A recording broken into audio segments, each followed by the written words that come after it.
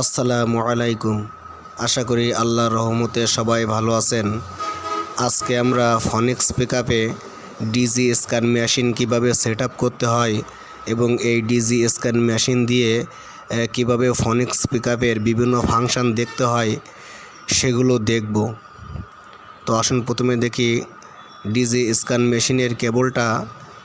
এখানে যে এক্সিলারেটর প্যাডেলের আশেপাশে দেখবেন যে একটা সকেট আছে। এই সকেটের সাথে ডিজি স্ক্যান মেশিনের কেবলটার সংযোগ দিতে হবে। এই যে সকেটটা দেখাচ্ছে, এই সকেটের সাথে সংযোগটা দিতে হবে। অনেক গাড়িতে আবার এক্সিলারেটর প্যাডেলের আশেপাশে না হয়েও এটা ড্যাশবোর্ডের নিচে যে কোনো স্থানে এটা সংযোগ দেওয়া থাকে বা ঝুলে থাকে। এটা খুঁজে বাইর করে নিতে হবে।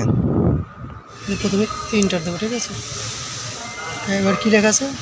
ডায়াগনোস 4 BS 6 ডায়াগনোসটা ঢুকে পরে আবার কী করে যে BS6 এর, ঠিক আছে। এটা মডেলের কত কোন তো ডেলফি P50, ঠিক আছে।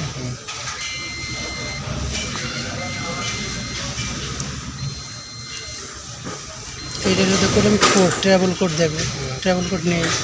ওকে, তারপর হলো এটা হলো ক্লিয়ার ডিটিসি, ঠিক আছে। এখানটা সব ক্লিয়ার করে দেবো। আর এখান থেকে হলো আমি বিভিন্ন জিনিস টেস্ট করবো, সব টেস্টের জায়গা সব এখানে, সব এখানে টেস্ট যা যা করবো সব এখানে।